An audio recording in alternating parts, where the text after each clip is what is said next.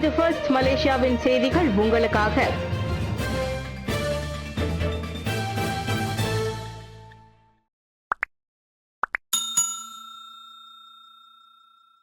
Merdeka 118 கோபுரத்தில் Maybank சின்னம் அதிகாரப்பூர்வமாக பொருத்தப்பட்டது.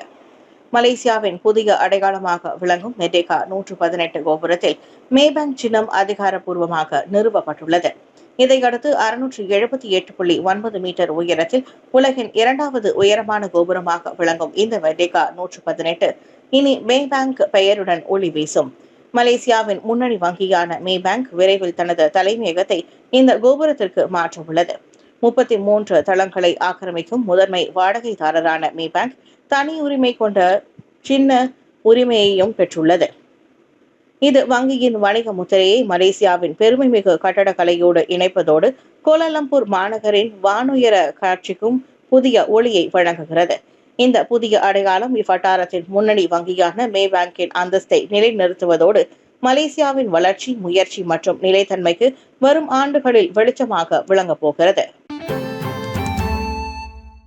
கைதி படத்தின் மலாய் தழுவல் பந்துவான் படப்பிடிப்பின் போது இயக்குனர் வெங்கட் பிரபு வருகை. தமிழில் பெரும் வெற்றி பெற்ற கைதி படத்தின் அதிகாரப்பூர்வமான மலாய் தழுவலான பந்துவான் படப்பிடிப்பின் போது பிரபல இயக்குனர் வெங்கட் பிரபு படப்பிடிப்பு தளத்திற்கு வருகை புரிந்த புகைப்படங்கள் வைரலாகியுள்ளன. பட தயாரிப்பு நிறுவனமான ஆஸ்ட்ரோஷா அவற்றை அதன் சமூக ஊடகங்களில் பகிர்ந்துள்ளது. நேரில் வந்து கலைஞர்களுக்கு உற்சாகம் மூட்டியதற்காக வெங்கட் பிரபுவுக்கு அந்நிறுவனம் நன்றியும் தெரிவித்துக் கொண்டது. குரால் அஸ்ரி இயக்கத்தில் முன்னணி நடிகர்களான டத்தோ ஆரோன் அசிஸ், ரோசியம் நார், ஆல்ஃபிரின் ஷவுகி உள்ளிட்டோர் இப்படத்தில் முக்கிய கதாபாத்திரங்களில் நடித்துள்ளனர். பந்துவான் திரைப்படம் வரும் நவம்பர் 6ஆம் தேதி திரைக்கு வருகிறது. மாமாவால் சுத்தியலால் தாக்கப்பட்ட 7 வயது சிறுவன் அம்மார் தொடர்ந்து கவலைக்கிடம். கொளந்தான் கோத்தபாருவில் கடந்த வியாழக்கிழமை நிகழ்ந்த துயர சம்பவத்தில் சொந்த மாமாவை சுத்தியால் தாக்கியதில் கடுமையாக காயமடைந்த 7 வயது சிறுவன் முகமது அம்மார் இன்னமும் மருத்துவமனையில் கவலைக்கிடமான நிலையிலேயே உள்ளான். தலையில் பல இடங்களில் காயங்கள் ஏற்பட்டதால் அவனுக்கு 50க்கும் மேற்பட்ட தையல்கள் போடப்பட்டுள்ளன. மூளையில் வீக்கம் மற்றும் இரத்தப்போக்கு தொடர்வதால் இன்னும் மருந்து மூலம் அவன் மயக்கத்தில் வைக்கப்பட்டுள்ளான். மகன் சிறிய அளவில் தலையை அசைத்து காட்டியதாகவும் ஆனால் நிலைமை இன்னும் 50க்கு 50 என்றே இருப்பதாகவும் அம்மாரின் 31 வயது தந்தை முகமது பட்ரில் ரம்லி கூறினார். குடும்பமே தற்போது பொதுமக்களின் பிரார்த்தனைகளை நாடி மகன் தெய்வாதீனமாக குணமடைய வேண்டும் என பிரார்த்திப்பதாக அவர் சொன்னார். சம்பவத்தில் தொடர்புடைய 46 வயது சந்தேக நபர் தாக்குதலுக்கு பிறகு பெந்தாய் மெலாவி கடற்கரைக்கு தப்பிச் சென்றான். சிங்கப்பூர் மசூதிக்கு பன்றி இறைச்சி அடங்கிய பொட்டலத்தை அனுப்பிய சந்தேக நபர் கைது. சிங்கப்பூரில் மத உணர்ச்சியை நோக்கடிக்கும் நோக்கில் மசூதி ஒன்றுக்கு இறைச்சி அடங்கிய பொட்டலத்தை அனுப்பிய சந்தேகத்தில் 61 வயது உள்ளூர் ஆடவர் கைதாகியுள்ளார். செப்டம்பர் 24ஆம் தேதி மாலை 5:20 மணிக்கு வட செரங்கோன் வீதியில் உள்ள அல் இஸ்திகாமா மசூதிக்கு மர்ம பொட்டலம் வந்ததாக கூறி சிங்கப்பூர் போலீசுக்கு முன்னதாக தகவல் கிடைத்தது. பொட்டலத்தை கைப்பற்றி பரிசோதனைக்கு அனுப்பியதில் அதிலிருந்த பன்றி இறைச்சி என தெரிய வந்தது. இதையடுத்து உடனடி விசாரணையில் இறங்கிய போலீஸ் மசூதி வளாகத்தில் உள்ள சிசிடிவி கேமரா பதிவுகளை சோதித்தது.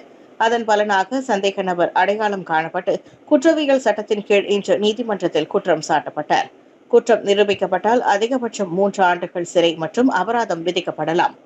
முன்னதாக அச்சம்பவத்தை கடுமையாக கண்டித்த சிங்கப்பூர் உள்துறை அமைச்சர் கே சண்முகம் இதுபோல் நெருப்போடு விளையாட வேண்டாம் என அந்நாட்டு மக்களை எச்சரித்தார். ஜொஹூரில் மீண்டும் ஒரு நிலநடுக்கம் பத்துபஹாட் கரையோரத்தில் பதிவு. ஜொகூர் பத்துபஹாட் கரையோரத்தில் இன்று அதிகாலை 9 மணிக்கு ரிக்டர் அளவை கருவியில் 3.5 பதிவான வலுவான நிலநடுக்கம் உலுக்கியது. மலேசிய வானிலை ஆய்வுத்துறையான மெட் மலேசியா அதனை உறுதிப்படுத்தியது. பத்துபஹாட்டுக்கு தென்கிழக்கே 25 கிலோமீட்டர் தொலைவில் அந்த வலுவற்ற நிலநடுக்கம் பதிவானது. இதையடுத்து சுற்று வட்டாரத்தில் தொடர் அதிர்வுகள் ஏற்பட வாய்ப்புண்டு. இதுவரை யாரும் காயமடைந்ததாகவோ அல்லது பொருட்சேதம் ஏற்பட்டதாகவோ தகவல் இல்லை. இதனால் சுனாமி எச்சரிக்கையும் இல்லை என மெட் மலேசியா கூறிற்று. என்றாலும் நிலவரங்களை அணுக்கமாக அது கண்காணித்து வருகிறது. சபாவில் ஃபெல்க்ரா தோட்டத்தில் குள்ள யானையின் சடலம் மீட்பு. சபா லஹடத்துவில் உள்ள ஃபெல்க்ரா தோட்டத்தில் அரிய வகை போர்னியோ பிக்மி யானையின் சடலம் கண்டெடுக்கப்பட்டது. பெல்கிரா தோட்ட கங்காணி நேற்று காலை 10:20 மணி அளவில் ரோந்து பணியில் ஈடுபட்டிருந்த போது அப்பெண் யானையின் சடலத்தை கண்டு சபா வனவிலங்கு துறைக்கு தகவல் கொடுத்தார். அந்த கொள்ளை யானை 600 முதல் 1200 கிலோகிராம் வரை எடையும் சுமார் 5.2 முதல் 5.9 அடி உயரமும் கொண்டதாக மதிப்பிடப்பட்டுள்ளது. யானை ஒன்று இறந்து 1 முதல் 2 நாட்கள் ஆகியிருக்கலாம் என நம்பப்படுகிறது. துப்பாக்கிச் சூட்டு காயங்கள், தோட்டாக்கள் அல்லது விலங்கின் சடலத்தில் பின்புற காயங்கள் எதுவும் தொடக்கக்கட்ட ஆய்வுகளில் காணப்படவில்லை. இருப்பினும் அதன் இறப்புக்கான காரணம் இன்னும் தீர்மானிக்கப்படவில்லை என வனவிலங்குத்துறை அறிக்கை ஒன்றில் கூறியது. இந்நிலையில் பிரேத பரிசோதனை குழுவுடன் நாளை உடற்கூறு சோதனைகள் மேற்கொள்ளப்படவிருக்கிறது. 70 கோல்ஃப் வீரர்கள் பங்கேற்கும் 5வது PNAGS தேசிய இறுதித் தொடர் 2025 வெற்றியாளர்கள் தென்கொரியாவில் மலேசியாவை பிரதிநிதிப்பர். மலேசியாவின் சிறந்த 70 அமெச்சூர் கோல்ஃப் வீரர்கள் PNAGS எனப்படும் 5வது ஃபரட்வா நேஷனல் அமெச்சூர் கோல்ஃப் தொடரின் தேசிய இறுதிப் போட்டி 2025க்கு தயாராகியுள்ளனர். இப்போட்டி செப்டம்பர் 29 முதல் மற்றும் 30ஆம் தேதிகளில் பிரபல சவுஜானா கோல்ஃப் அண்ட் கண்ட்ரி கிளப்பில் நடைபெறுகிறது. டெல்டா வேர்ல்டு நிறுவனம் நடத்தும் இந்த போட்டி உள்ளூர் கோல்ஃப் வீரர்களுக்கான முக்கிய மேடையாக விளங்குகிறது.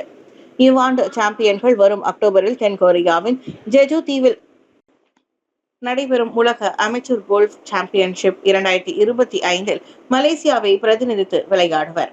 செப்டம்பர் 28ஆம் தேதி சவுஜானா ஹோட்டலில் வரவேற்பு விருந்தும் கொடியேற்ற விழாவும் நடைபெறும். இந்த இருநாள் போட்டி செப்டம்பர் 30ஆம் தேதி பரிசளிப்பு விழாவுடன் நிறைவடைகிறது. இவ்விழாவில் இளைஞர் மற்றும் விளையாட்டுத்துறை அமைச்சர் ஹன்னாயோ பரிசுகளை எடுத்து வழங்குவார். புக்கெட்டில் ஓடிக்கொண்டிருந்த பிக்கப் லாரியில் அநாகரிகம், ஆபாச வீடியோ தயாரிப்பாளரான ரஷ்ய நபர் கைது. தாய்லாந்தில் ஓடிக்கொண்டிருந்த பிக்கப் லாரியில் பெண்மணியுடன் அநாகரிகமாக நடந்து கொண்ட வீடியோ வைரலானதால் 23 வயது ரஷ்ய இளைஞர் ஒருவரை போலீசார் கைது செய்துள்ளனர். ஜார்ஜி என அடையாளம் கூறப்பட்ட அவர் நாட்டை விட்டு வெளியேற ஸ்வர்ணபூமி அனைத்துலக விமான நிலையத்தில் முயன்றபோது பிடிபட்டார். 15 வினாடி நீளமான அந்த வீடியோவில் 42 வயது தாய்லாந்து பெண்ணுடன் அந்நபர் நிர்வாணமாக பாலியல் செயலில் ஈடுபட்ட காட்சிகள் பதிவாகியுள்ளன. போலீசார் நடத்திய விசாரணையில் 1000 பாட் பணம் கொடுத்து தன்னை அந்த ஆபாச காட்சிக்கு பயன்படுத்தியதாகவும் இது ரஷ்ய பார்வையாளர்களுக்காக படமெடுக்கப்பட்டதாகவும் அப்பெண் தெரிவித்தார். ஜார்ஜி ஓர் ஆபாச வீடியோ தயாரிப்பாளர் எனவும் அவர் மீது பொது இடத்தில் அநாகரிகமாக நடந்து கொண்ட குற்றச்சாட்டு சுமத்தப்பட்டுள்ளதாகவும் போலீசார் தெரிவித்தனர். மேலும் அந்த வீடியோவை இணையதளத்தில் பகிர்ந்து லாபம் ஈட்டியிருந்தால் இணைய குற்றச்சாட்டு சட்டத்தில் கீழும் வழக்கு தொடரப்படும். அவரின் விசா ரத்து செய்யப்பட வேண்டும் என்றும் இனி தாய்லாந்து நுழைவில் கருப்பு பட்டியலில் சேர்க்கப்பட வேண்டும் எனவும் அதிகாரிகள் வலியுறுத்தினர். அதிகாலை 1 மணிக்கு நெடுஞ்சாலையில் எதிர் திசையில் வாகனம் ஓட்டி சென்ற 80 வயது முதியவர் கைது. நேற்று அதிகாலை 1 மணிக்கு சுங்கைபுலோ மேம்பால உணவகத்திற்கு அருகே வடக்கு தெற்கு நெடுஞ்சாலையில் எதிர் திசையில் வாகனம் ஓட்டி சென்ற 80 வயது முதியவரை போலீசார் கைது செய்தனர். வெள்ளிக்கிழமை காலை முதல் டிக்டாக்கில் வீடியோ வைரலானதை அடுத்து போலீஸ் விசாரணையில் இறங்கியதாக பெட்டலிங் ஜெயா போலீஸ் கூறியது. அதே நாளில் சம்பந்தப்பட்ட காரின் ஓட்டுநர் அடையாளம் காணப்பட்டு கைது செய்யப்பட்டார். 80 வயது அவ்வாடவருக்கு பழைய குற்றப்பதிவுகள் எதுவும் இல்லை என்றும் கண்டறியப்பட்டது. இந்நிலையில் 1987ஆம் ஆண்டு சாலை போக்குவரத்து சட்டத்தின் கீழ் இச்சம்பவம் விசாரிக்கப்படுகிறது. சாலை பயணர்களுக்கு ஆபத்தை விளைவிக்கும் வகையில் செயல்படும் ஓட்டுநர் யாராக இருந்தாலும் கடும் நடவடிக்கை எடுக்கப்படும் என்றும் எச்சரிக்கப்பட்டது. புக்கிட் காச்சாங் தோல் சாவடியில் 4 வாகனங்கள் மோதிய விபத்தில் குழந்தை பரிதாப பலி. இன்று காலை ஸ்லாங்கூர் காஜாங்கில் உள்ள புக்கிட் காச்சாங் டோல் சாவடியில் 4 வாகனங்கள் மோதிய விபத்தில் 1 வயது குழந்தை பரிதாபமாக உயிரிழந்தது. ஷா அலாம் பொதுப்பணித்துறைக்கு சொந்தமான உள்ளிட்ட SUV 2 வாகனங்கள், 1 கார் மற்றும் 3 டன் லாரி ஆகியவை விபத்தில் சிக்கியதாக ஸ்லாங்கூர் தீயணைப்பு மற்றும் மீட்புத்துறை தெரிவித்தது. ஒரு SUVயில் இருந்த குழந்தை வெளியே எடுக்கப்பட்டது. எனினும் அது இறந்துவிட்டதை மருத்துவ அதிகாரிகள் பின்னர் உறுதிப்படுத்தினர். அதே SUVயின் சிக்கிய ஆடவர் ஒருவர் உட்பட விபத்தில் சம்பந்தப்பட்ட மேலும் 8 பேர் மருத்துவமனையில் அனுமதிக்கப்பட்டுள்ளனர்.